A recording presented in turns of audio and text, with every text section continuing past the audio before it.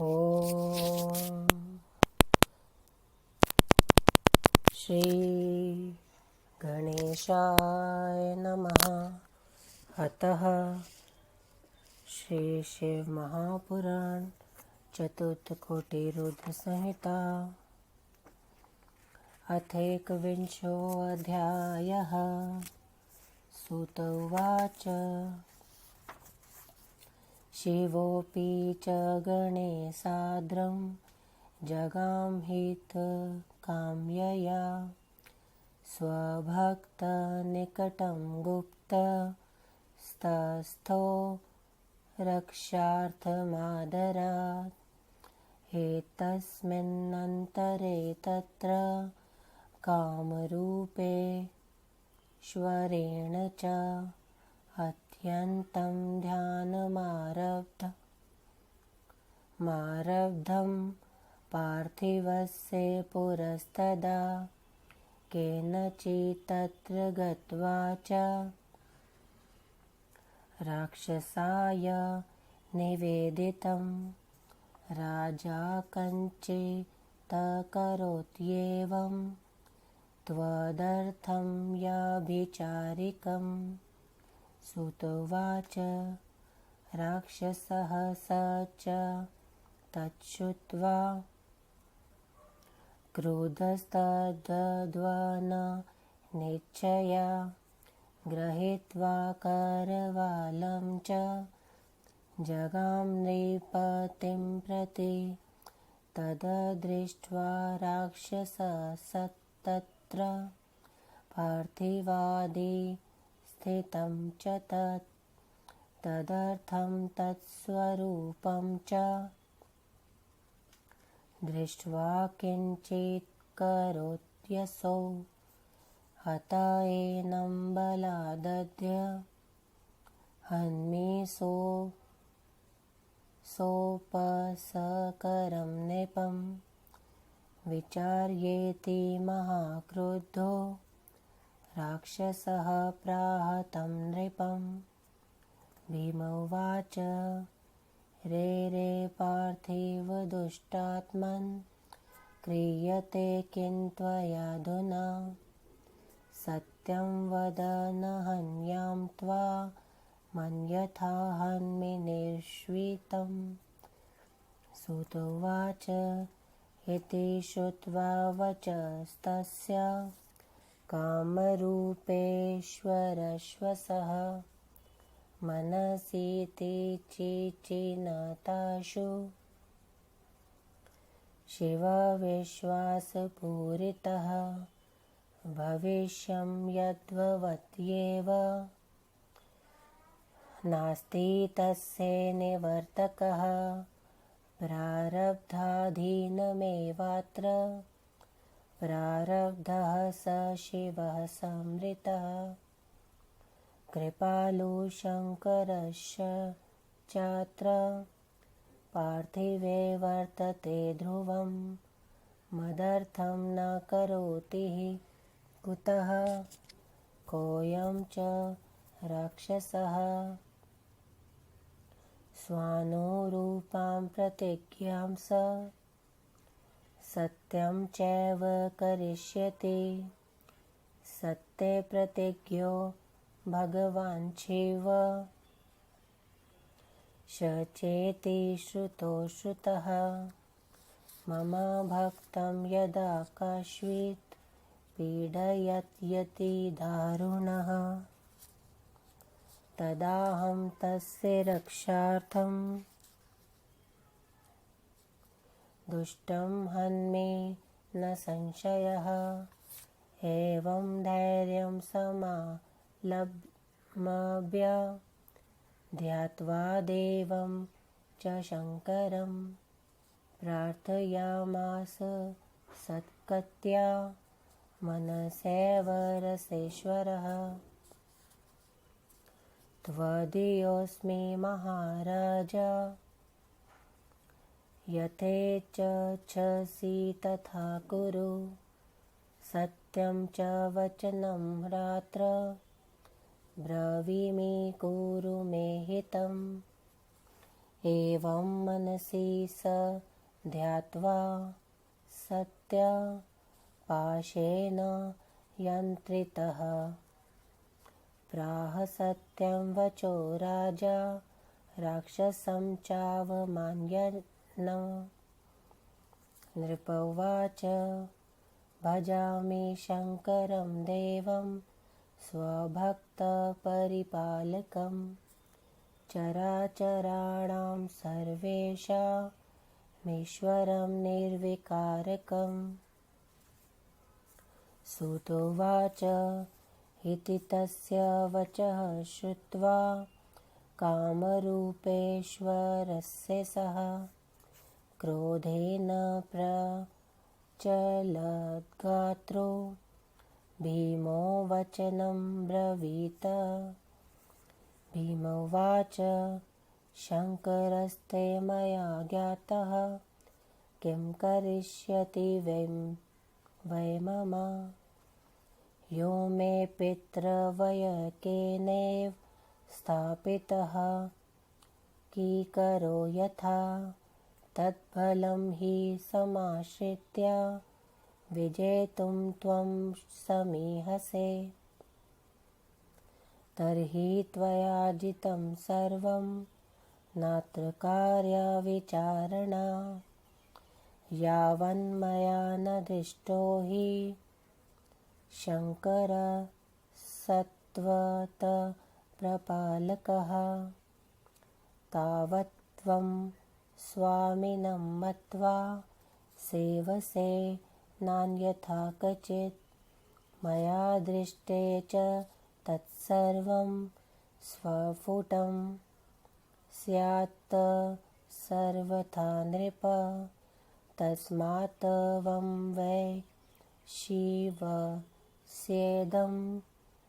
रूपं दूरतरं कुरु अन्यथा हि भयं त्यज्य भविष्यति न संशयः। स्वामिनस्ते करं तीक्ष्णं दास्येऽहं भीम विक्रमः।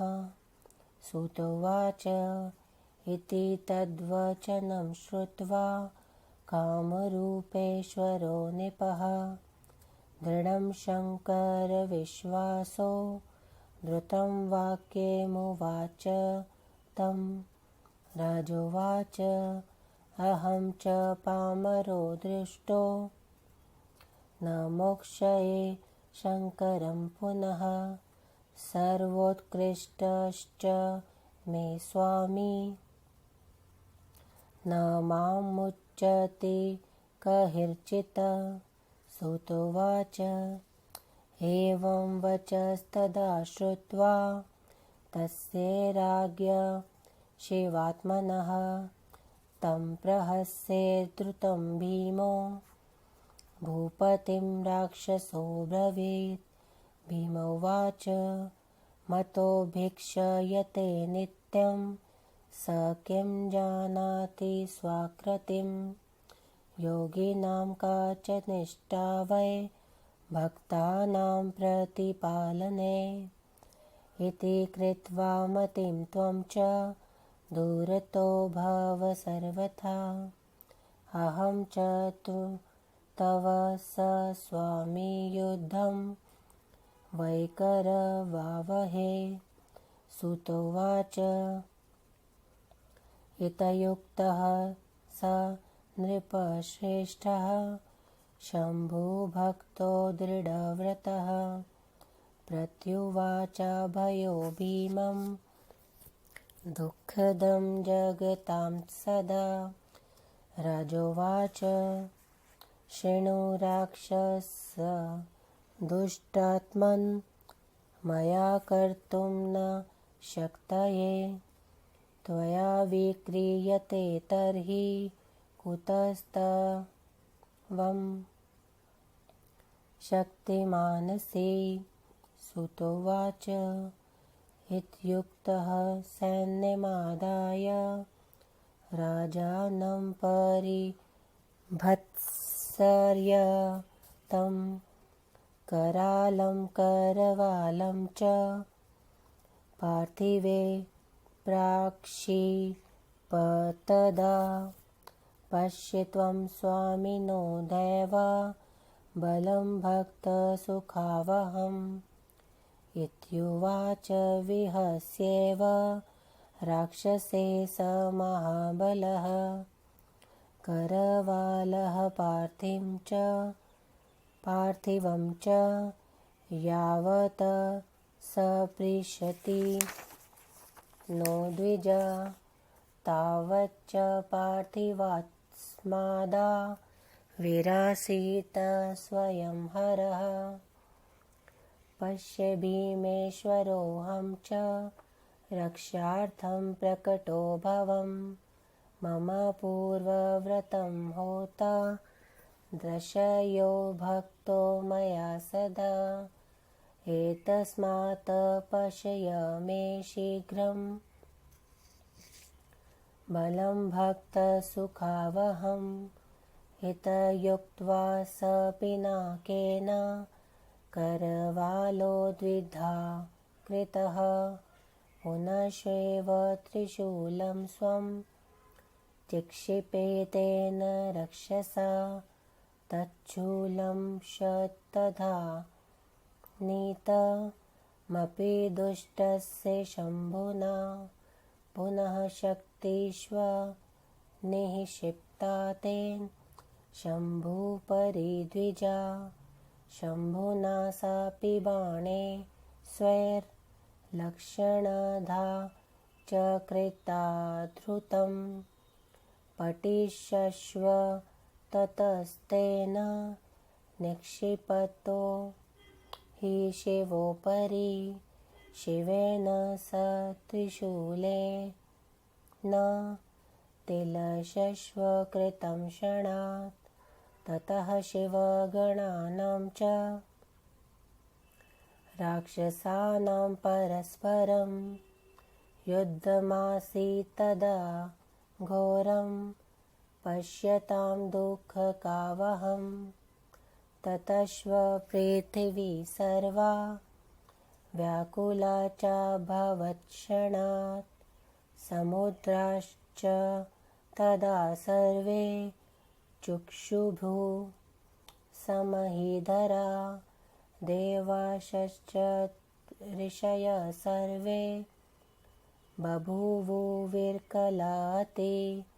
ऊचुः परस्परं चेति व्यर्थं वै प्रार्थितः शिवः नारदश्च समागत्य शङ्करं दुःखदाहकं प्रार्थयामास तत्रैव साज्जलीर्णतमस्तकः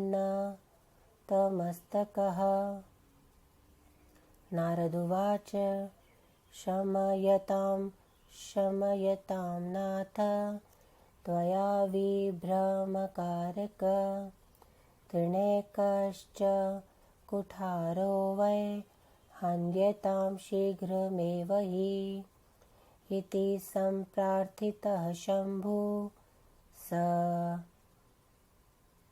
रक्षो गणान् प्रभु हुङ्कारेणेव चास्त्रेण भस्मसात् कृतवांस्तदा सर्वे ते राक्षसा दग्धा शङ्करेण शरणं मुने बभूवु स तत्र सर्वेषां देवानां पश्यतां द्रुतं दावान् लगतो वहि यथा च्यवनमादहेत तथा शिवेन क्रुद्धेन राक्षसानां बलं क्षणात् भीमस एव च किं भस्म न ज्ञातं केनचित्तदा परिवारयुतो दग्धो नाम न श्रूयते क्वचित् ततः शिवस्य कृपया शान्तिं प्राप्ता मुनीश्वरः देवाः सर्वे च शक्राद्या स्वास्थ्यं व्याप्तदेहाखिलं जगत् क्रोधज्वालामहेशस्य निःससारवनाद्वनम् राक्षसानां च तद्वशं सर्वं व्याप्तं वनेऽखिलं ततश्चोधयो जाता नानाकार्यकरास्तथा रूपान्तरं ततो नृणां भवेद्वेषान्तरं तथा भूतप्रेतपिशाचादि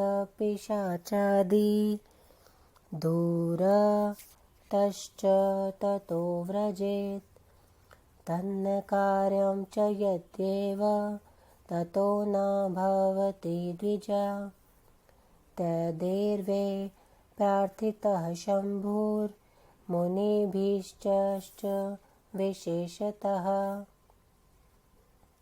स्थातव्यं स्वामिनाऽत्र लोकानां सुखहेतवे अयं वे कुत्सितो देश अयोध्यालोकदुःखदः भवन्तं च तदा दृष्ट्वा कल्याणं सम्भविष्यति भीमशङ्करनामा त्वं भविता सर्वसाधकः एतलिङ्गं सदा पूज्यं सर्वापद्विनिवारकं निवारकरं सुतोवाच इत्येवं प्रार्थितः शम्भुर्लोकानां हितकारकः तत्रैवास्थितवान् प्रीत्या स्वतन्त्रो भक्तवत्सलः। इति श्रीमहापुराणे चतुर्थ्यां कोटिरुद्रसंहितायां भीमेश्वर ज्योतिर्लिङ्गोत्पत्ति सतन्माहात्म्यवर्णनं नामेकविंशोऽध्यायः। 21वां अध्याय हिंदी अनुवाद। सूत जी ने कहा, शिवजी भी अपने गणों के आदर से अपने भक्त का हित तथा रक्षा करने की इच्छा से वहां गए, किंतु गुप्त रहे। इस बीच काम रूप का राजा पार्थिव लिंग के आगे बैठकर अत्यंत ध्यान मग्न हो गया। किसी ने वहां जाकर राक्षस से कह दिया, वह राजा तेरे विनाश के लिए कुछ अभिचार कर्म कर रहा है। सूत जी ने कहा, यह सुनकर वह राक्षस हाथ में तलवार लेकर मारने की इच्छा से राजा के समीप गया। वहां राक्षस ने पार्थिव आदि को रखा देखा और यह राजा उसके लिए कुछ कर रहा है, ऐसा उसके रूप को देखकर सोचने लगा। अतः आज इसे सब उपकरणों सहित मारता हूँ, ऐसा विचार कर महाकुपित उस राक्षस ने उस राजा से कहा। भीम ने कहा, अरे दुष्ट राजा, यह तू क्या कर रहा है? सच बता, तब तो छोड़ देता हूँ, नहीं तो तुझे मार देता हूँ। सूत जी ने कहा। उसके इस वचन को सुनकर वह काम रूप का राजा शिव के विश्वास से भरा हुआ मन में सोचने लगा, भविष्य में जो होगा वह तो होना ही है, सब प्रारब्ध भाग्य के अधीन होता है। शिव जी को ही प्रारब्ध कहते हैं। वे कृपालु शिव इस पार्थिव में विद्यमान ही है। क्या वे मेरे लिए कुछ नहीं करेंगे? फिर यह राक्षस क्या है? वे शिव अपनी प्रतिज्ञा को सत्य करेंगे। वेद में भगवान शिव को सत्य प्रतिज्ञ कहा गया है। कोई कठोर पुरुष जब मेरे भक्त को कष्ट देता है तो मैं उसकी रक्षा के लिए निसंदेह उस दुष्ट को मारता हूँ। इस प्रकार धैर्य धारण कर भगवान शिव जी का स्मरण कर उस राजा ने भक्ति युक्त मन से शिव जी की प्रार्थना की, हे भगवान, मैं आपका हूँ, जैसी इच्छा हो वैसा कीजिए, मैं सच कह रहा हूँ, मेरा हित कीजिए। सत्य रूप पाश से बंधे हुए उस राजा ने मन से शिव जी का ध्यान कर राक्षस की चिंता ना करके सत्य वचन कहे। राजा ने कहा, जो चर अचर सबके स्वामी तथा सदा विकार रहित रहते हैं, ऐसे अपने भक्त के रक्षक भगवान शिव का मैं भजन कर रहा हूँ। सूत जी ने कहा, काम रूप के राजा के इन वचनों को सुनकर क्रोध से कांपते हुए भीम ने कहा, तेरे शंकर को मैं जानता हूँ, वह मेरा क्या करेगा। जिससे मेरे पिता के भाई रावण ने नौकर की भांति स्थापित किया था, उसके बल को लेकर तू जीतना चाहता है। तब तू सब कुछ जीत चुका, इसमें कोई संदेह नहीं। जब तक तेरे रक्षक शंकर को मैंने नहीं देखा है, तब तक तू उसे स्वामी समझकर सेवन कर ले, उसके बाद नहीं। हे राजा, मेरे देखने पर सब स्पष्ट हो जाएगा, इसलिए तू इस शिव के रूप को दूर कर दे, नहीं तो आज तुझे निसंदेह भय होगा। भयंकर पराक्रम वाला मैं आज तेरे स्वामी को बहुत बड़ी भेंट दूंगा। सूत जी ने कहा। इस प्रकार उसकी बातों को सुनकर कामरूप के राजा ने शिवजी पर दृढ़ विश्वास करके शीघ्र ही उससे कहा। राजा ने कहा, मैं तो नीच तथा दुष्ट हूँ, परंतु शिव पूजा को नहीं छोड़ता। मेरे स्वामी सर्वश्रेष्ठ हैं, वे मुझे कभी नहीं छोड़ते। सूत जी ने कहा। उस शिव भक्त राजा के इस प्रकार वचनों को सुनकर भीम राक्षस ने हंसकर उस राजा से कहा। भीम ने कहा, वह मदमत्त प्रतिदिन भीख मांगता है, वह अपने को भी नहीं जानता। भक्तों की रक्षा योगी कैसे कर सकते हैं, ऐसा सोचकर तू उससे दूर हो जा। मैं और तेरा स्वामी युद्ध करेंगे। सूत जी ने कहा। उसके ऐसा कहने पर उस दृढ़ व्रती शिव भक्त राजा ने निर्भय होकर संसार को सदा दुख देने वाले भीम से कहा। राजा ने कहा, हे दुष्ट राक्षस, मैं ऐसा दुष्ट कर्म नहीं कर सकता और तू कर सकता है, क्योंकि तू शक्ति वाला है। सूत जी ने कहा। ऐसा कहकर सेना को लेकर राजा को झिड़क कर उसने भयंकर तलवार राजा के ऊपर फेंकी। राक्षसों के साथ आए हुए उस महाबली राक्षस ने हंसकर कहा, अब तू भक्तों को सुख देने वाले अपने स्वामी को के बल को देख। हे ब्राह्मणों, जब तक उस तलवार ने राजा को स्पर्श नहीं किया, तब तक वहां भगवान शिव प्रकट हो गए। देख, मैं भीमेश्वर हूँ, मैं रक्षा के लिए प्रकट हो गया हूँ। मेरी प्रतिज्ञा है कि मैं इस भक्त की सदा रक्षा करूँगा। इसके बाद अब तू मेरे उस बल को देख जिससे मैं भक्तों को सुख देता हूँ। इतना कहकर उन्होंने अपने धनुष से उस तलवार के 2 टुकड़े कर दिए। फिर उस राक्षस ने त्रिशूल फेंका। शिवजी ने उस दुष्ट के त्रिशूल के 100 टुकड़े कर दिए। हे ब्राह्मणों, फिर उसने शिवजी पर शक्ति का प्रहार किया। उसे भी बाणों से शीघ्र काटकर लाखों टुकड़े कर दिए। फिर उसने शिवजी के ऊपर पटीश बर्छी फेंकी, उसे अपने त्रिशूल से चूर चूर कर दिया। तब शिवगणों और राक्षसों का घोर युद्ध हुआ, जो देखने वालों के लिए भी कष्टकारक था। उसके बाद संपूर्ण पृथ्वी क्षण भर में व्याकुल हो उठी। तब समुद्र और पर्वत हिलने लगे। देवता तथा ऋषि अत्यंत व्याकुल हो गए और कहने लगे, हमने व्यर्थ ही शिवजी से प्रार्थना की। नारद जी ने आकर हाथ जोड़कर सिर झुकाकर दुख नाशक शिवजी से प्रार्थना की। नारद जी ने कहा, हे विभ्रम कारक नाथ, आप क्षमा कीजिए। क्या कहीं तृण का नाश करने के लिए कुठार चलाया जाता है? आप इसे शीघ्र मार डालिए। इस प्रकार प्रार्थना करने पर प्रभु शिवजी ने सभी राक्षस गणों को हुंकार रूपी अस्त्र से भस्म कर डाला। हे मुनि, शिवजी ने सभी देवताओं के देखते हुए क्षण भर में उन राक्षसों को जला दिया।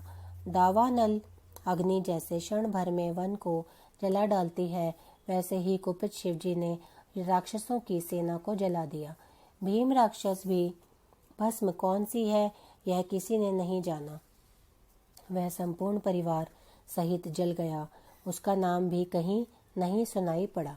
तब शिवजी की कृपा से सभी इंद्र आदि देवता, मुनीश्वर तथा संपूर्ण संसार स्वस्थ हो गया। शिवजी के क्रोध की अग्नि एक वन से दूसरे वन में फैल गई। पूरे वन में राक्षसों की भस्म फैल गई। फिर वहां अनेक औषधियां पैदा हुईं। उसके बाद उत्तम वेशधारी मनुष्यों की मुखाकृति प्रसन्न हुई। हे ब्राह्मणों, उस भस्म से वह कोई कार्य नहीं जो ना होता हो। भूत प्रेत पिशाच भी उस भस्म से दूर हो जाते हैं। उन देवताओं तथा मुनियों ने विशेष करके शिवजी से प्रार्थना की, आप प्राणियों को सुख देने के लिए वहां स्थिर हो जाइए। यह युद्ध न करने वालों को दुख देने वाला नीच देश है। आपको यहाँ स्थिर देखकर लोगों का कल्याण होगा। सब मनोरथों को देने वाले आप भीम शंकर कहे जाएंगे। सभी आपत्तियों का नाशक यह लिंग सदा पूज्य होगा।